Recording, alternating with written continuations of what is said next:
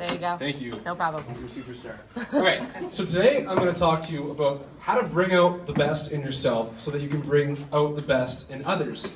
Most importantly, your students and those around you, everybody in your life. I'm going to teach you how to maximize your impact and utilize your infinite potential.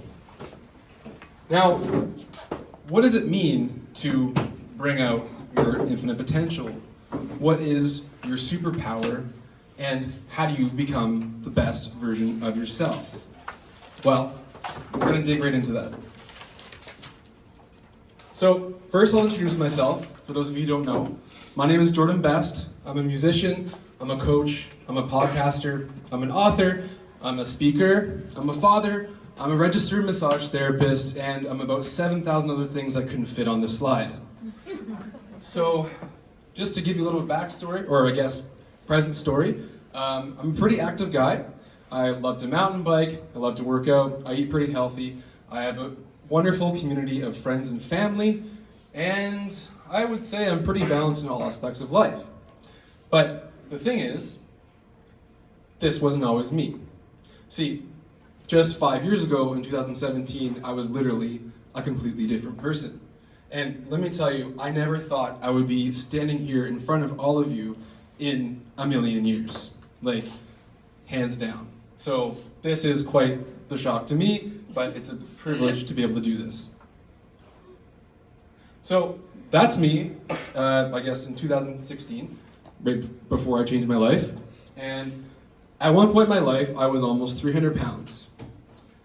The heaviest I weighed myself was 285 pounds, and I had a lot of physical problems. So on the left, I kind of wrote the physical things. It's insulin resistance, or type 2 diabetes, and asthma, allergies, autoimmune conditions, IBS, leaky gut, more injuries than you could count, and who knows what else was going on underneath. And on the right, I wrote down the emotional, psychosomatic, mental thing, and there's anger, shame, guilt, anxiousness, depressed, suicidal, alcoholic, pretty much every negative emotion. I remember at one point in my life, I would check off 9 out of 10 on the depression checklist, and so on and so forth, pretty much any of those diagrams that you would use to determine if you had a mental health condition or not. So I was a very angry person. My anger caused me to burn bridges with family members, including ruining my uncle's wedding, and it even got me arrested once. Thankfully, I was never charged. And I carried a lot of shame and guilt for the actions I did throughout my life, from childhood up until that moment. I was very anxious, I couldn't concentrate, I couldn't focus. I was very fatigued all the time. And I would miss work for weeks at a time. I would call in sick and literally just stay home, play video games, wake up, drinking beer. I started to notice it was a problem when I wake up in the morning and have a beer with my kids around, and it would just be like 1 or 2, but I would think to myself, this is probably a problem if I'm doing that. And you know what? You can see this person here, but I wish I could show you a picture of my room. Like, my room was also a physical representation of what's going on inside of me. And that's what we're going to get into too, is how what you're seeing right here, like if you can see what I just talked about, the emotions and the anger and everything that was going on mentally, all the physical problems I was experiencing was a result of what was going on inside of me. And so my room at the time, literally it would be hilarious to show you a picture, it was just like also a representation of that. I had like a queen size bed, a bunk bed, a playpen, a keyboard, a TV, there was dirty diapers, there was clothes everywhere, there was crumbs, there was garbage, all in this like tiny room. It was like just enough for basically everything to fit in. And yeah, so that's pretty much a history of me. I really am a completely different person than what I am now. And so this is me this summer. And for those who are wondering, I started my journey in 2017. I'm going to get more into it a little bit later on, but I'm just giving you a brief kind of history. And it did take me about like a year to lose the weight. I lost, I think at one point it was 115 pounds total. So this is me now. It's a completely different person.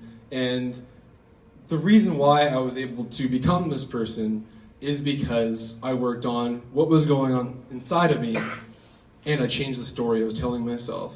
And I saw myself as somebody different, and I began to become the person I chose to be, the person I envisioned in my mind. And anyways, we're gonna get more into that, but that's just to give you a little bit of a backstory. So yeah, just to sum it up, lost 100 pounds in 2017, overcame some addictions, like alcoholism, food, obviously, pretty much anything that caused a dopamine hit in my brain. Reversed a number of health conditions, got off medications I was on for depression and so on, and much more, as you heard from my story. So, I want to take you to the beginning of my life because you guys all work with children. First, this is me and my mom, by the way, and I just picked this picture because I don't even notice, but there's pit stains there. I thought it was hilarious. So, yeah. Noticed. So that's when I graduated in 2013 as a registered massage therapist.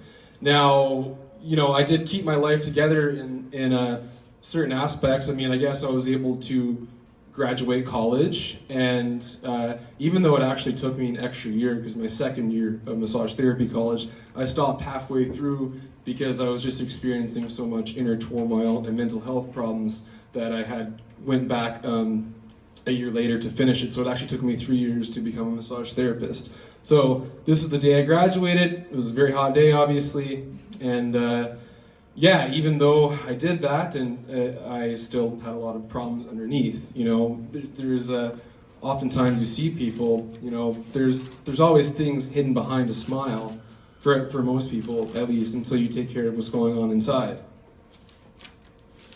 So that brings me to the story. I kind of went to the slide a little bit too early, but it's okay.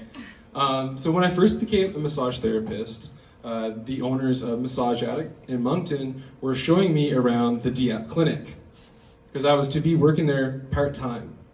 And I had heard there was like a part owner of the DEAP clinic. I wasn't really sure her name or anything. So I walk in there and I see none other than my grade 4 teacher standing behind the desk. And so I asked her, "Miss Burns? Did you used to be a teacher?" She goes, yeah, I did. I just retired a few years ago or whatever it was, and now I do this part-time. And I'm like, "Do you remember me? I'm Jordan Best. I was in your grade 4 class." And I shit you not, her jaw literally dropped to the floor. I forget exactly what words were exchanged, but let me tell you, it was something along the lines of, "I'm pretty sure I thought you were going to be in jail." She was so shocked to see me there. It was unbelievable. And keep in mind, this is when I first became a massage therapist in 2013. I didn't change my life until 2017. And even then, she was still surprised that I was able to even do that. See, she was one of the teachers that labeled me as that kid. She only saw me for what I did. Now, I didn't tell you this part, but I had struggled with problems all my life. I had behavioral problems in every aspect.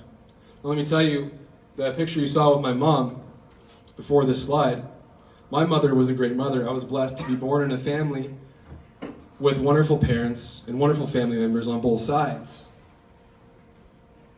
Well, often the teachers would, part of their reasoning for my behavior was because of my mom, but that wasn't the case. It was just me. Sometimes kids are just born the way they are, and it's just the way it is. So that was the case for me. So all my life, from the beginning of school, I was not a fit for the school system. I was probably meant for a Montessori, honestly. I don't think so. No? You would have kicked me out too? Yeah. Okay. I don't know. Maybe I wouldn't have acted out as much. Who knows?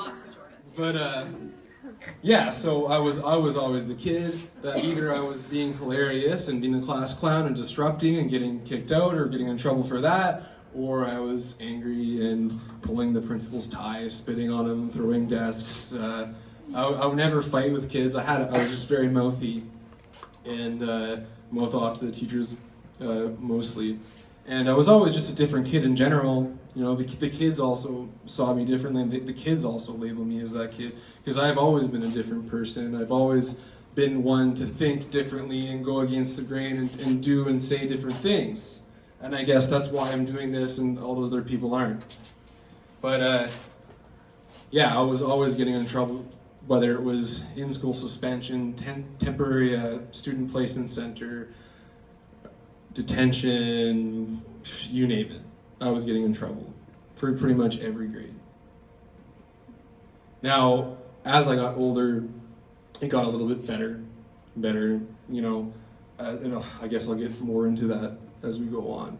But I was labeled as that kid. Miss Burns was one of those people that labeled me as that kid. Now, what does that do when you see a child who acts a certain way or does certain things? What does that do when you label them as that kid and you only see them as that? Well, that's going to fuel the story they tell themselves. If you think they're really going to try to do better and be better, if you're telling them that you're this way and you're treating them differently because they're acting out and doing certain things. It did not make anything better for me. All the teachers that saw me like that, which is most of them, most of the teachers and principals and anybody who worked at the school saw me, and even daycares too. They saw me as that kid, and it made things worse for me. But the ones who saw me not for who I was, the ones who saw me for who I was, not what I did, are the ones who made the biggest impact in my life. Now, I'm going to tell you a story of one lady in particular that made a huge impact in my life, and honestly, she's what's inspiring me to do this talk today.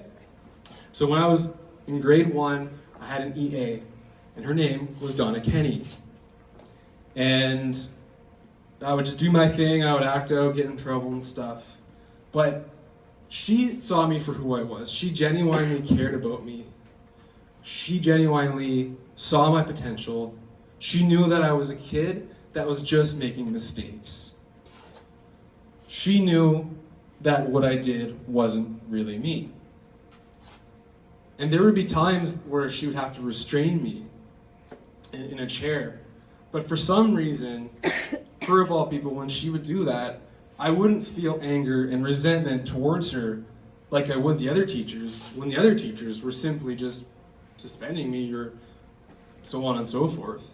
She was actually restraining me in a chair, but I didn't feel anything towards her. Now, why is that? It's because she genuinely cared, and she chose to see me for what I was, for who I was, for what I was capable of. And I felt that from her. All the kids that you work with, they feel that too. Everybody you see in your life, not just kids, they can tell if you genuinely care about them. They will feel that. So, when there's a moment where you have to metaphorically restrain somebody you love in your life, they're not going to resent you. They're not going to feel anger towards you because you're demonstrating that love and compassion towards them in whatever way and making them feel valued and bringing out what is already inside of them. So the ones who saw me for who I was, not what I did, is what made the biggest impact. Now, she was probably one of the only ones, honestly. There was a few others growing up, and of course, as I got older, I smartened up a little bit more. And, I did have some teachers, but that did treat me right. But she was the number one that did that. So the thing with this is, and this is why I'm talking about this, is those teachers that saw me as that kid, they were feeling an identity. So we all act accordingly to what we believe about ourselves. Your life is all about the story you tell yourself. Everything that you ever thought before and everything that you've ever told yourself is the reason why you're all in this room. Your life is a reflection of the story you tell yourself. So I'm not blaming teachers. I'm not blaming anybody else but myself. In fact, me gaining almost 300 pounds and having all these health problems was completely my responsibility. It wasn't what they did, it was how I internalized everything myself and processed everything. It was how I saw myself. It was the story I told myself that caused me to gain almost 300 pounds. But it does not help a small child when you have a bunch of authority figures that are telling you that you're this and only this and treating you like crap, essentially. Whether they realize it or not. They just want you out of their hair. They just want to move on. They want the paycheck just to go home, just do their thing. They have enough things to deal with. I get it to some extent, you know. I was an extra burden on them, but they're the ones who chose this profession, and that's just what comes along with it. I think you all can relate to that. You see kids of all different types.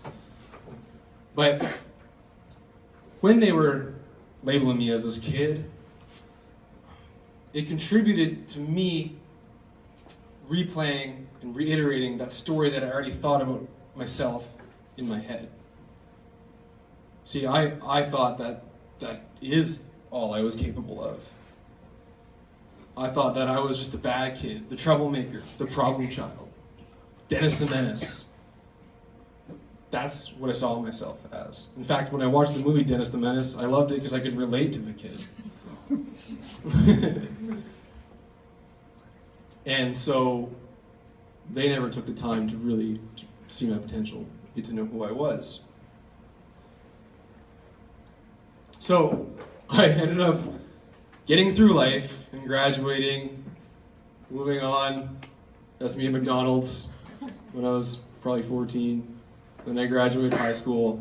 I did smarten up around grade 11 when I met my girlfriend, but then I got her pregnant, had a baby at 18, and now I have 3 kids.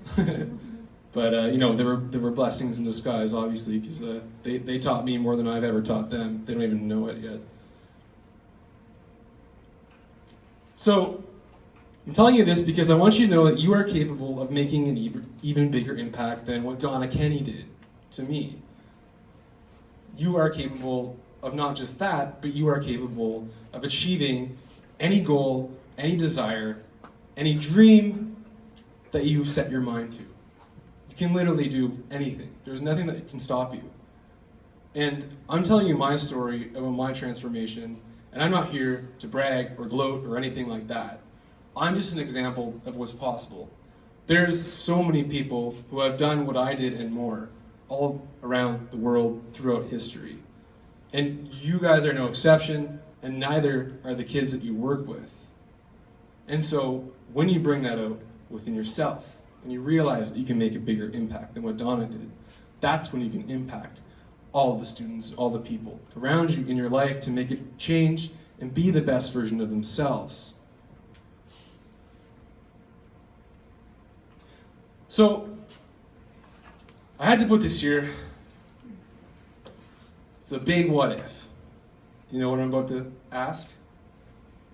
What if every teacher, everybody I worked with in the school system, whether it be principal, janitor, EA, daycare teacher, what if they saw me the way Donna did?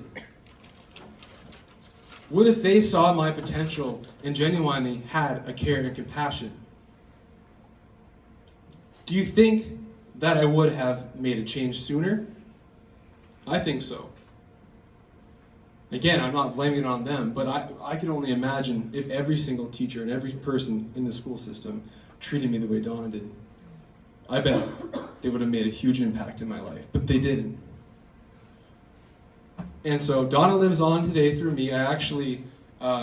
She really made a huge impact. When I got to middle school, she only worked with me for like 1 or 2 years when I was in grade 1. And when I went to middle school, I tried to contact her. I called, I think I was talking to the guidance counselor, and I asked for Donna Kenny, and she said, unfortunately, Donna passed away, a year ago or 2 ago or something like that. And I bawled my eyes out because she made such a huge impact in my life. And she's here today to inspire all of you to be like her and see what children are capable of. Not just children, but everybody in your life. There's no exception. Because when you do that, you can help them be the best version of yourself. And by doing so, that is being the best version of yourself. I have to add to that last slide. The reason why I have that big what if there, I'll go back to it. The reason why I have this big what if is because the first step to making any change and the first step to doing anything powerful is asking the question. You got to find out why, the reasoning behind things. You're never going to know things can be different until you ask that question. You're never going to think things can be different until you ask that question. So, first, in order to do that, in order to make an impact on other people and other students, you must see your own infinite value and potential in what you are capable of inside of you. That's only when I made a change. I only made a change when I saw my true worth and what I was capable of. So, how did I do it? This is what I get asked all the time. How did I go from that to this? People always expect me to talk about what sort of exercise regime I did, or a diet program, or whatever. The truth is, I've tried every diet. I've done every exercise regime. In fact, I don't even work out that much. I changed my life because I saw my infinite value and potential. Not only that, but I saw that if I kept thinking the same thoughts, I would be feeling the same emotions, which would fuel the same behavior and actions and create the same results in my life. I saw that if I kept living the same way, that I would end up to disease, sickness, suffering, and eventually death. I saw the true reality of those things. And at the same time, I saw that if I changed my life, that I could live a life in the complete opposite of such. I could be happy, healthy, thriving in every aspect of my life. All the problems I had could vanish. So that is what motivated me.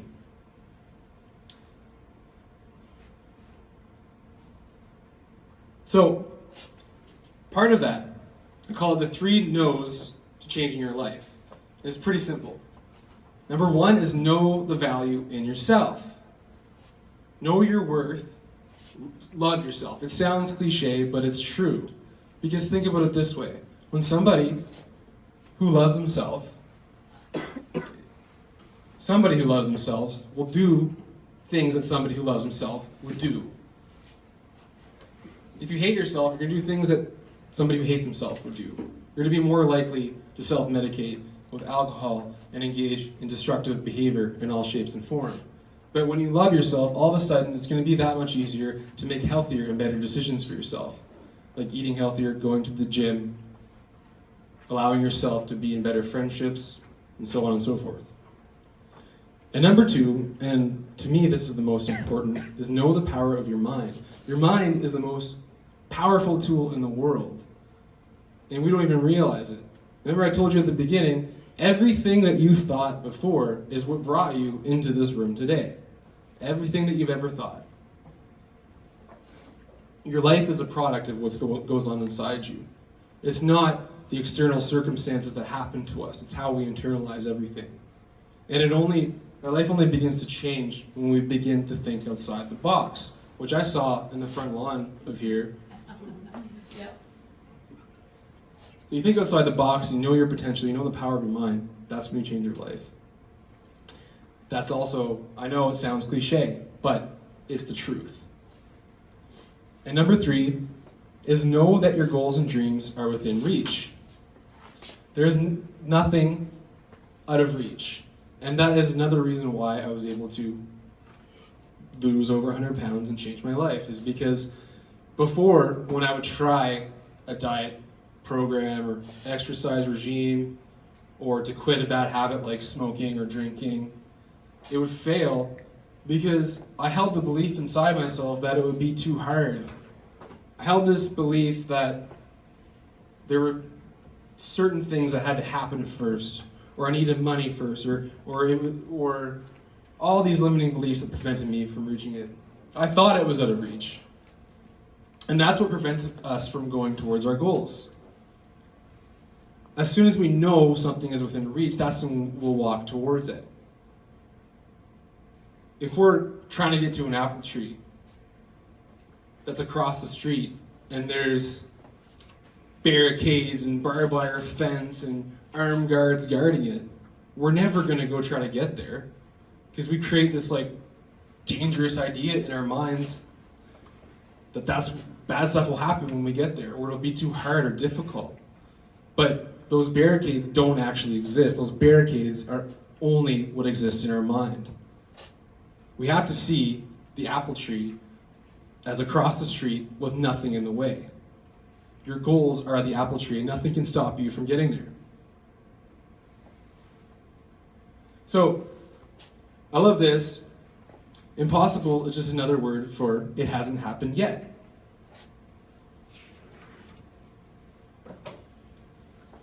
Because we act accordingly to what we believe about ourselves. Belief precedes action. The greater the belief, the greater the meaning we have. The greater meaning that we have, the greater feelings we have. And the greater feelings and emotions we have, the greater action we will take. Which means when we're getting excited about our goals and we see that they're within reach, that's going to fuel our emotions and excite us, and we're going to be more likely to take action to make that become a reality. That's what makes things happen. This is the secret. If you want to be at your best, you must believe in the best. It's as simple as that. So, when you change what you believe, you change what becomes possible. That's one of my favorite quotes of all time, because that kind of just sums everything up I'm talking about in one simple sentence. Same with this one. If you believe it, you can achieve it. The more you ingrain this in your mind, the better your lives are going to get.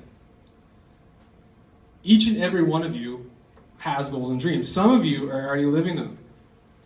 Maybe it's been your dream to work with children all your life, and you're already living that. Some of you might have other dreams. Maybe this is just a stepping stone. Maybe you have other dreams on top of that, on top of being a teacher or whatever else. But the sooner you realize that anything that you can conceive in your mind is possible, that's when your life begins to change.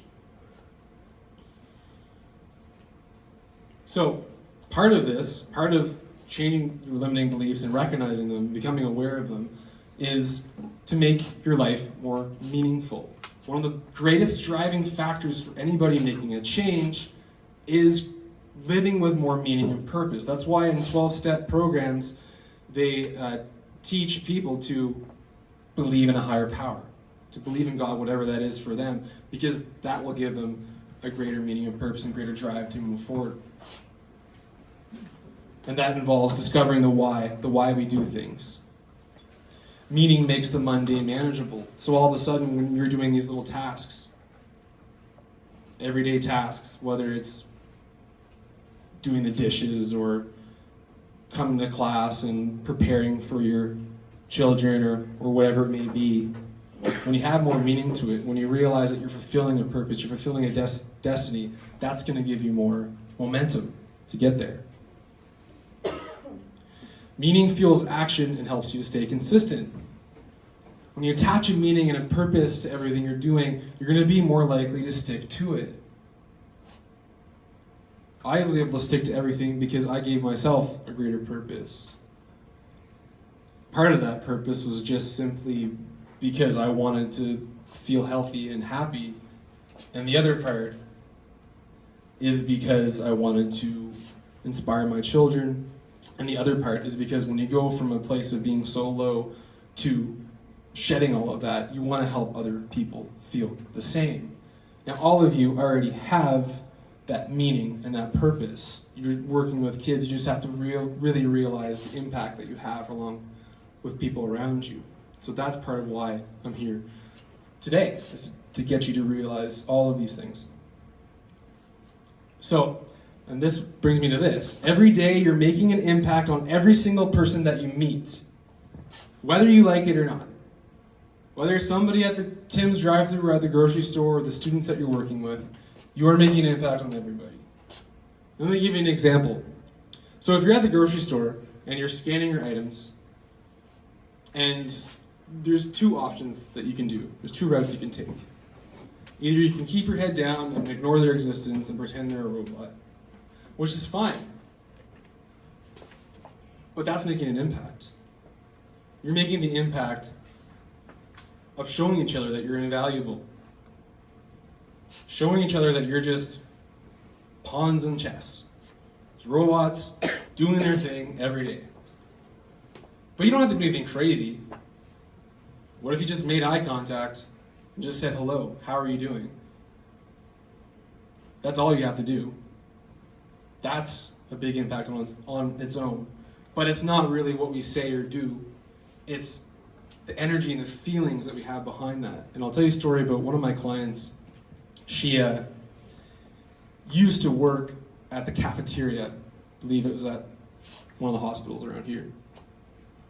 And there was a man that would come, get served by her every single day for a really long time. I think it was years. And they never really exchanged any sort of crazy conversation or anything like that. It was just small talk. And one day, he comes up to her and he says, "Thank you. You were an angel in my life. And if it wasn't for you, I never would have completed my chemo treatments. And I never would be cancer-free." So little did she know that she was making this huge impact in his life from simply demonstrating the compassionate, joyful, loving part of herself that she is. She helped him get through it by being the best version of herself. Never underestimate the power of what you're capable of. So the other part to changing your life is the 3 gives. Number 1 is give meaning, as we already talked about.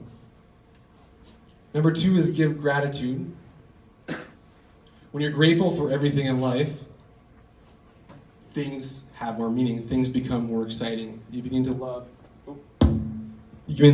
more of what you do. And most importantly, give your gifts. Your gifts are meant for giving. I don't know if you've ever heard Tony Robbins say, the secret to living is giving. Now, each of you are doing that every day, and everybody does have a gift. And if you don't know what your gift is, it's simply what you're passionate about and what you love doing. Everybody has that.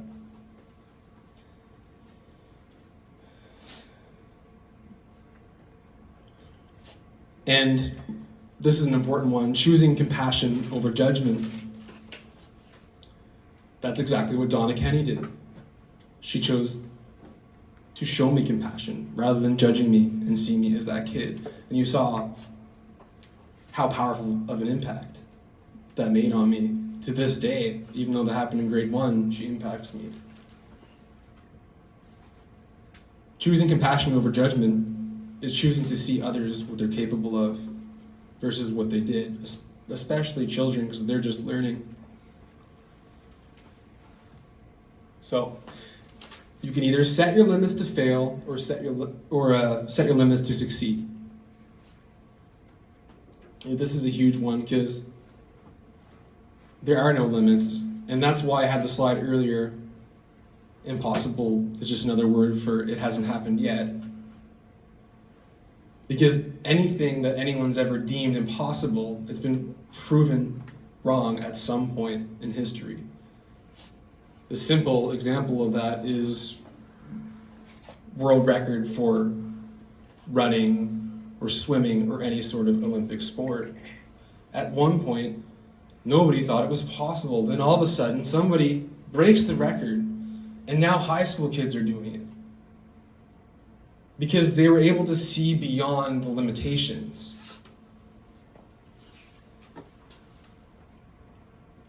We all have the power to do good or bad, create order or chaos, and move up and down. And that's what I realized, as I mentioned before. I saw that I had the power to create chaos in my life, which is what was happening. I had chaos all around me. My room was a representation of it. My body, my health, my mind was a representation of the chaos and all the unprocessed internal things that were happening in my life.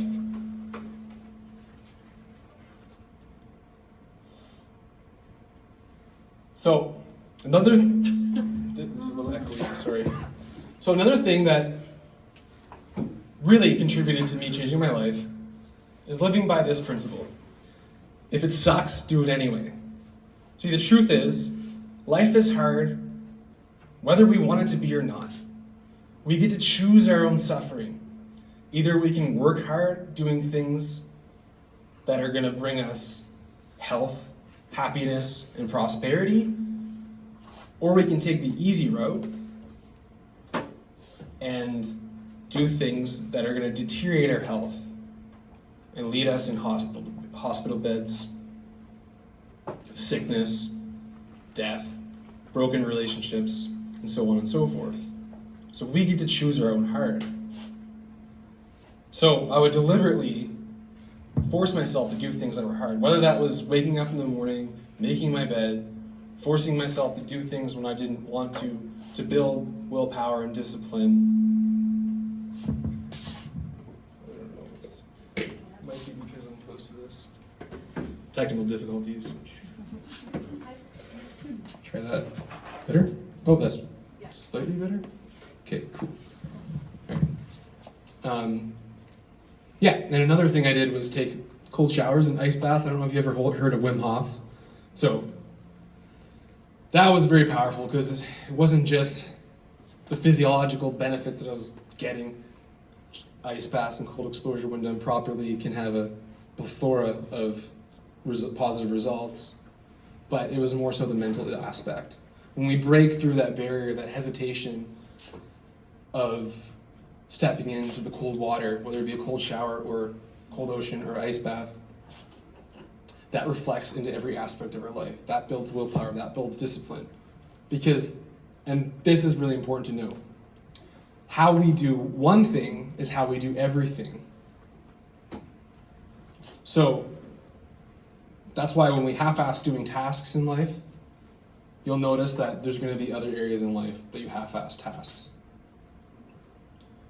And so when we're able to conquer things like overcoming a cold shower, or doing anything hard at all, it doesn't have to be a cold shower, that's just an example. I'm not telling you all to be crazy like me, but that reflects in every aspect of your life. And more importantly, I'll add, everything that we're doing, we're practicing. So, when you're watching Netflix, when you're eating chips, when you're being an asshole, you're practicing being an asshole. You're practicing eating chips. You're practicing watching Netflix. So when you do the opposite, when you practice kindness, compassion,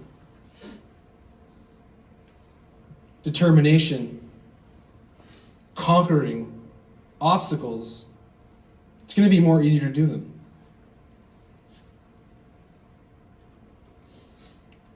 So, this brings me to this. That's me, I don't even know how old I was, probably between 8 and 12. But that's me, that's little Jordan. And this is pretty much why I'm here today. Everything that I just told you about how I changed my life, I'm telling you this so that you can bring it out in yourselves. Because when you bring that out within yourselves, when you really recognize your potential, you all have dreams. All of you do. And if you don't, just think about what you love. There's something within that you can do. Whether it's losing weight, whether it's having a family, it doesn't have to be anything crazy. I happen to just not be able to help it to do 7,000 things that you saw at the beginning of this presentation. I can't help that. But for other people, is just simply raising a family. But if you can do that while being kind and compassionate and seeing the potential in others within yourself, like Donna Kenny did, that is when your life will change for the best. That is when the hard stuff becomes easy. Changing your mindset, changing your beliefs, developing discipline, developing self-love, seeing the meaning behind everything I'm talking about today, that's what makes the hard stuff easy. So don't be scared of it. And when you do that, when you bring out what's already inside of you, it's like I want to give you a visual representation. So in each and every one of us, picture like a glowing orb that is like inside of us. And it starts off dim. We have to bring that out. That is our infinite potential. That's the superpower I talked about at the beginning. That's the best version of yourself. It's already there. You just have to reach out and access it. Now, what's going to make that easier to go in and grab that superpower that lies within inside of you? Well, it's going to be easier if everybody was more like Donna. And they brought that out within you. So, when you look at the kids you work with, and even each other, everybody around you, I want you to see that glowing orb inside of them. And I want you to find a way to bring that out within them. But you can only do that if you start to bring that out within yourself. Now, can I ask you guys a question? Who here has done something stupid? Raise your hand. Okay, come on. We've all done something. Don't be shy. It's okay. We've all done something that we could have done better at. You can use the word stupid. You can use the word regret. You can use the word lesson. We could have done something better. But the truth is, we all make mistakes. We're all human. We all have flaws. And we all do things.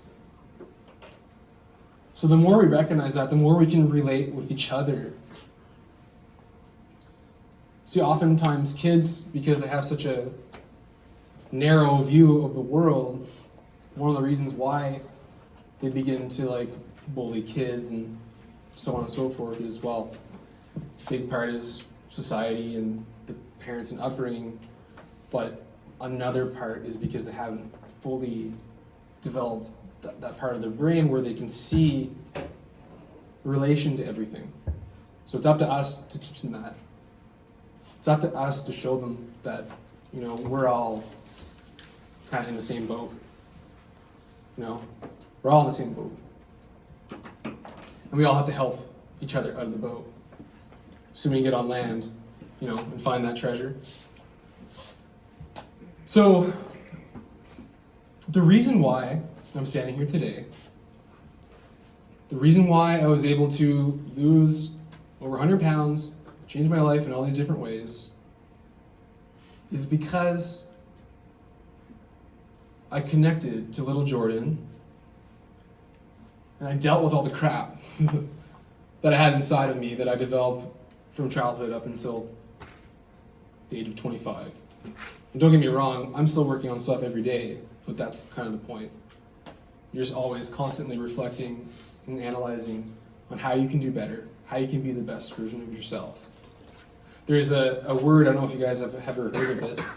It's kaizen. Have you heard of that word before? It's a Japanese word. And it means to continuously strive in every aspect of your life. So that's what I live by. It's not for, some sort of unhealthy competition or egotistical reward, but it's just because it makes life more fun. When you know that you can do better, when you see that things can be more exciting, that gives you the motivation to do that. And so I was only able to do all of this and become who I am today because I essentially told little Jordan what he was capable of all along. I went back in time and I mended all the damage that had been done by me and others, and brought out the best in me.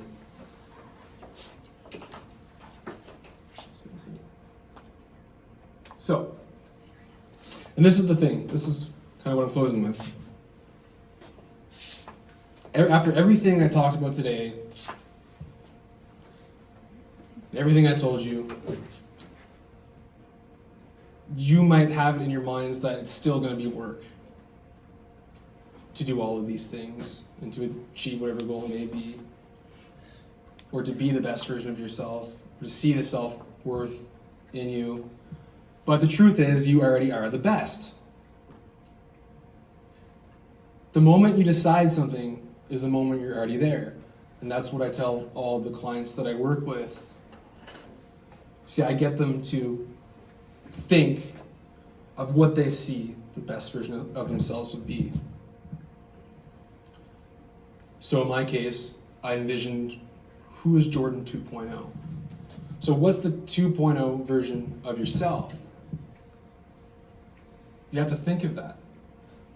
And when you think of that, realize that you already are that. You just have to step into it. I was actually listening to a TED Talk this morning, and I love the story that he shared, because he shared the story of his friend who was almost 400 pounds.